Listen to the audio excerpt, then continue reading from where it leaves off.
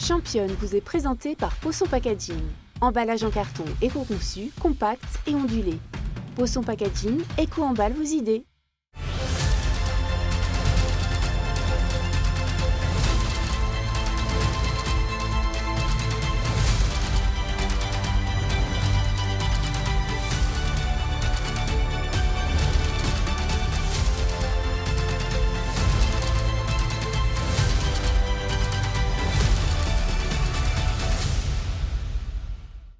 Bienvenue dans Championne avec aujourd'hui Vanessa Boucher qui est coprésidente du CSSG Volleyball Le Mans. On parle volley. C'est la première fois dans cette émission depuis la rentrée qu'on parle de ce sport qui pourtant est un sport pratiqué, connu. Qu'est-ce qui t'a amené au volley? Ça a commencé par quoi pour toi le sport d'abord, Vanessa? Alors bonjour Laure. Pour moi le sport, on m'y a mise dès que j'étais petite à faire de la danse, à faire ensuite du multisport et le volley est arrivé comme ça. Je pense que le fait de ne pas courir, du coup, j'ai plutôt apprécié. Donc, ouais, c'est vrai. Un sport en intérieur. Un sport en intérieur, il fait chaud, on ne court pas, donc je pense que ça rassemblait plusieurs critères. On ne court pas, mais on dépense quand même pas mal de calories. Hein. Tu es coprésidente depuis 4 ans avec Tom Pommier, je les cite, Émilie Rottier également, la trésorière dans ton bureau, c'est important. Le coach, on va le citer aussi, Jean-Pierre Brouard, il a commencé avec les 16-17 ans, c'est ça Oui, ça fait au moins 40 ans qu'il est au club, donc il fait partie des murs maintenant. Et puis, toi, tu as eu 40 ans il y a peu de temps, on peut le dire. On le rappelle. Alors, comment tu es arrivée finalement dans ce club du Mans, de volley du Mans? Et qu'est-ce qui t'a donné envie de t'investir après dans le bureau? Alors, c'est une longue histoire, puisqu'en effet, je suis arrivée quand j'étais adolescente, un peu par hasard, où j'ai pu faire quelques années au sein du club. J'ai eu l'occasion de partir ensuite au pôle sport de volley. Donc, ça, c'était vraiment une aventure formidable pendant 2 ans. Puis, je suis partie du Mans par le travail, par les études. Et je suis revenue 12-13 ans après.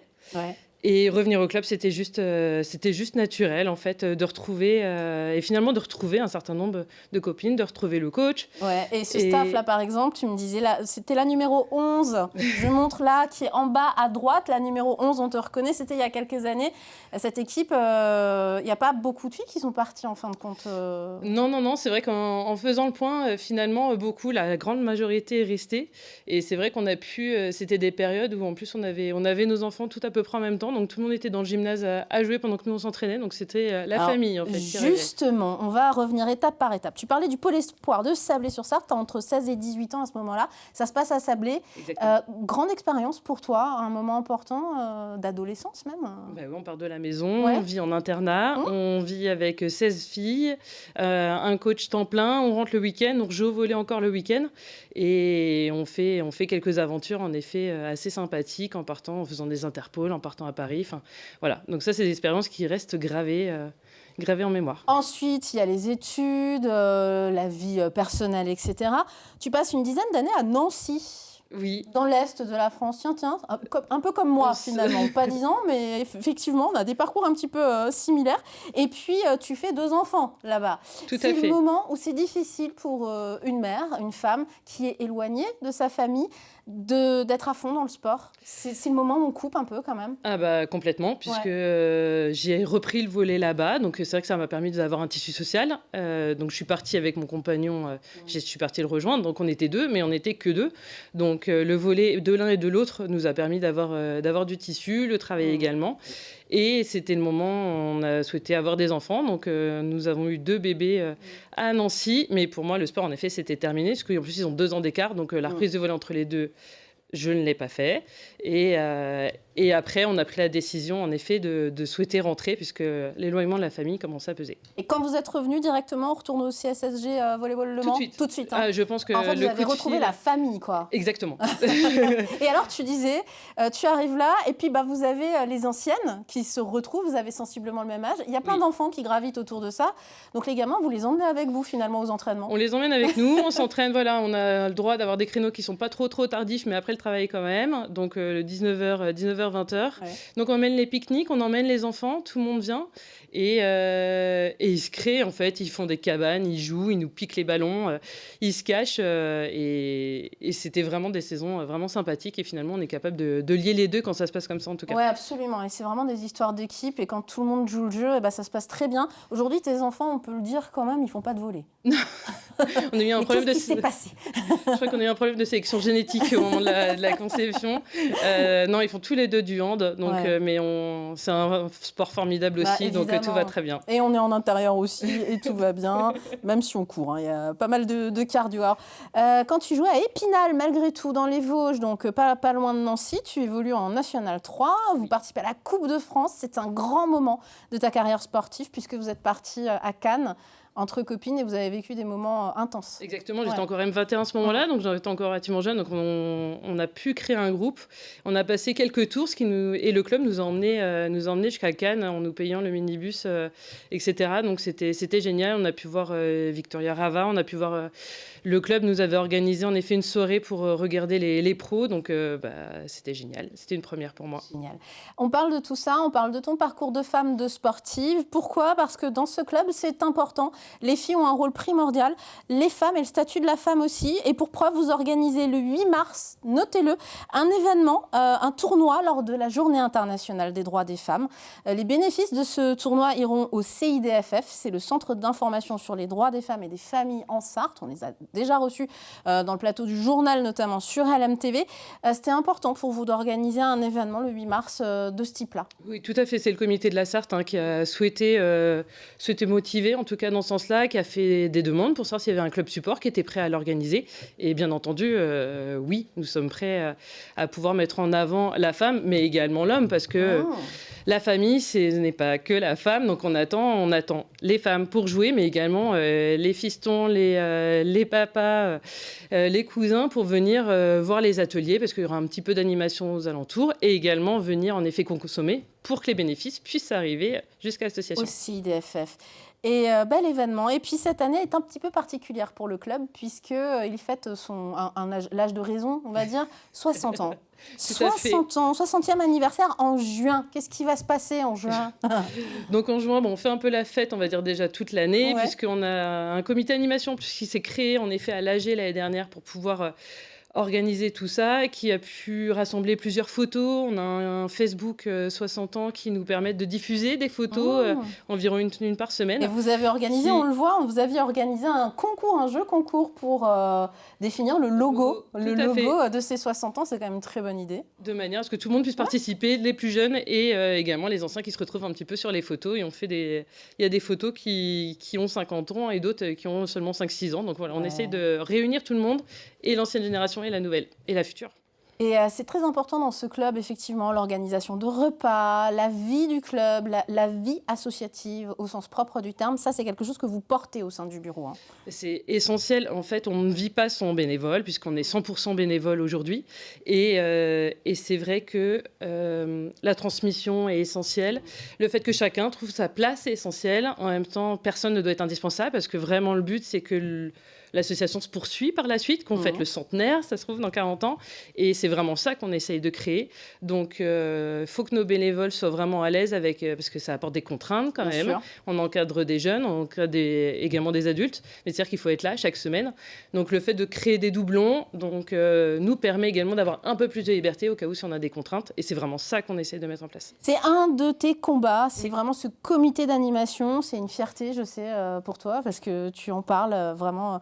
Et c'est important. Et puis, autre importance, autre combat, le respect que les jeunes doivent aux parents, que les parents doivent aux jeunes. Le respect qui va vraiment dans les deux sens. Ça, au bord du terrain, du parquet, c'est primordial. Exactement. Parce qu'en fait, quand j'étais jeune, on n'apercevait pas du tout. Bah oui, évidemment. Quand on est jeune, on ne s'aperçoit de rien. En tant que maman aujourd'hui de joueurs qui jouent, qui s'entraînent plusieurs fois par semaine, il est vrai que du coup, on se rend compte que finalement, le rôle des parents est primordial, puisque sans la présence des parents, on n'a pas de jeunes. Or, si on n'a pas de jeunes, on n'a pas non plus d'équipe senior, puisque c'est une obligation au sein de la Fédération française d'avoir des équipes jeunes pour pouvoir avoir des équipes seniors.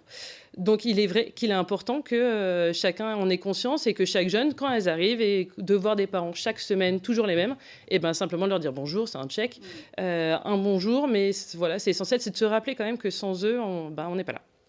Et troisième combat, le lien qu'on peut faire entre sa vie professionnelle, éventuellement sa vie scolaire, les études et tout ce que t'apprend le sport. Ça, c'est quelque chose vraiment que tu utilises aussi avec les jeunes dans ton discours, j'imagine, régulièrement. En tout cas, c'est une leçon de vie pour toi, j'ai l'impression. Hein. Tout à fait. Ouais. Non, mais je pense qu'en effet, tout ce qu'a pu apporter la compétition ou le pôle espoir, les échecs, parce que le nombre de matchs qu'on peut perdre, parce qu'on dans un sport, généralement, on perd plus souvent que ce qu'on gagne, même pour les professionnels. Et c'est vrai, c'est de se dire, c'est toujours remonter la pente.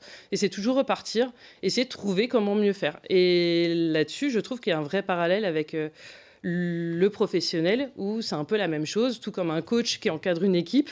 Il faut qu'il gère la vie de groupe, il faut qu'il trouve l'occasion de comment chaque jeune arrive à trouver sa place au sein de l'équipe, comment on arrive à les faire progresser, et comment on arrive ensuite à tous être unanimes en fait sur la manière dont on progresse pour que chacun puisse partir dans l'équipe ensuite et pouvoir s'y retrouver quand même. Donc c'est une leçon de vie pour moi, pour le coach qui apprend également plein de choses. Moi j'apprends encore du coup avec mes jeunes, et pour les jeunes, chaque match en fait qu'on gagne ou qu'on perde, il y a toujours une leçon derrière. Oui. C'est la philosophie du rebond. C'est un petit peu ça, vous faites pas du basket, mais... Non. Et mieux vaut pas que le ballon rebondisse. Absolument. Mais...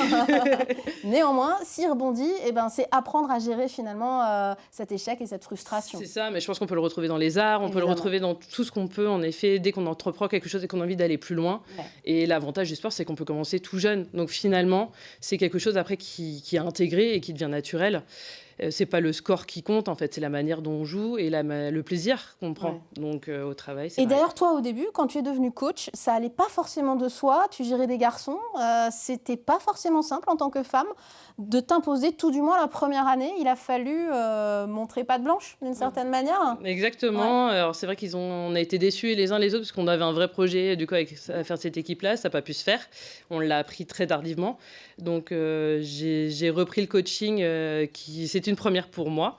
C'était quand ? C'était avec des M18. C'était avec des M18, c'était il y a 3 ans. C'était il y a 3 ans, ouais. C'était il y a 3 ans. Et en effet, ils avaient un certain niveau. Ils voulaient continuer à progresser. Et je pense qu'ils ont pris peur. En tout cas, ils n'avaient pas confiance dans ce que je pouvais mettre en place. Et le coach là qui était présent, qui est présent depuis que je suis adolescente en fait, est intervenu pour leur dire que non, que le jour où j'aurais plus rien à leur apprendre, en effet, ça fera longtemps qu'il sera avec lui en équipe 1. Donc ils avaient l'habitude de la figure paternelle. Tout à fait. Et une femme est arrivée et avec d'autres méthodes peut-être ou pas forcément d'ailleurs. Si, je pense. Mais il a fallu te faire accepter par le groupe de garçons, quoi. Tout à fait. Et ça s'est fait par contre. Mais ça c'est fait. Et ça c'est très bien. Et comment tu as réussi à faire ça, le dialogue et l'aide finalement des autres aussi? L'aide du coup c'est fait, je pense qu'ils m'ont laissé ma chance. Ouais. Les résultats sportifs forcément jouent. Et c'est ça en fait, c'est le meilleur résultat, c'est les résultats sportifs et s'apercevoir qu'ils ont fini par avoir une vraie cohésion et qu'on jouait un beau jeu et qu'on a eu des résultats derrière. Donc après, ça suit. Et aujourd'hui, comment vont tes équipes au niveau sportif? Est-ce qu'on peut faire un petit bilan là? On est mi-février pour le club. Alors, pour les équipes masculines, ça se passe plutôt pas trop mal. En plus, on a fait une entente avec un autre club. Oui, on l'a pas dit, effectivement. Non, avec la Chapelle Saint-Aubin. Oui. Ça a commencé cette année. On a mis 2 ans à le monter. C'était pour pérenniser une équipe en National 3. La Chapelle Saint-Aubin va à une National 3. Et ils avaient envie que ça puisse se pérenniser sur la Sarthe. Et dans ces cas, de faire une entente avec le Club du Mans, c'est une très bonne nouvelle, parce qu'on avait vraiment des jeunes qui avaient envie d'aller jouer. Et ça fonctionne très bien, parce qu'ils sont premiers du championnat. Donc c'est génial. Du coup, derrière, en effet, on a pu faire monter d'autres jeunes dans les équipes seniors. Donc c'était une petite prise de risque. Mais franchement, ils se battent vraiment très, très bien. Donc c'est une vraie fierté par rapport à ça. Pour les filles, c'est un peu plus compliqué pour l'équipe 1. Mais on se bat. Donc on croise encore les doigts. Et puis, pareil, l'équipe 2 des seniors filles, on espère qu'elles montent en région l'année prochaine, donc elles vont plutôt très bien. Ouais, c'est génial. Vanessa Boucher, on l'a compris, 40 ans de volleyball, on peut presque dire ça derrière toi. Alors, j'exagère, 30 ans. 30 ans de volley, quasiment 30 ans de volley. Alors, pas au Mans, on a compris, il y a eu la vie qui a fait que, mais on revient toujours à ses premières amours et à ce club très familial qu'on salue. Je voudrais qu'on voit une photo de toi, enfant. Alors, on parle de famille, justement. Tu as 3 ans, c'est l'anniversaire, il y a 3 bougies sur le gâteau. Exactement. C'est papa et maman. Ce sont mes parents. Mon petit frère vient de naître, parce que j'ai un petit frère. Tuile. Voilà. Donc, mais tout va bien. Ouais, tout va bien. Qu'est-ce que tu lui dirais à cette petite fille trop mignonne? C'est une photo des années 80, classique. 89. Fin 80, là. Classique. On l'a toutes presque, celle-là. Je lui dirais que elle va grandir avec un petit caractère quand même, que l'adolescence va être un peu conflictuelle avec ses parents, mais que elle va se rappeler qu'ils seront tout le temps là, quoi qu'il arrive. Et ça, avec aucun doute. Et pour la suite, je m'aperçois qu'il faut essayer au maximum d'être enclin avec ses idées, d'être bien dans sa tête. Et si on prend les décisions en écoutant son instinct, en se regardant dans la glace, généralement, ça se passe plutôt pas trop mal. Merci 1000 fois pour cette énergie, Vanessa Boucher. Je suis sûre que c'est la même énergie dans le club que tu dégages et que ce bureau et cette équipe de copains, on peut le dire, et de copines. Très clairement, je dirais même si sans eux, on fait rien. Voilà, que tout le monde dégage au sein de cette équipe. Merci Vanessa, je rappelle, tu es coprésidente du CSSG Volleyball Le Mans. À très vite pour Championne.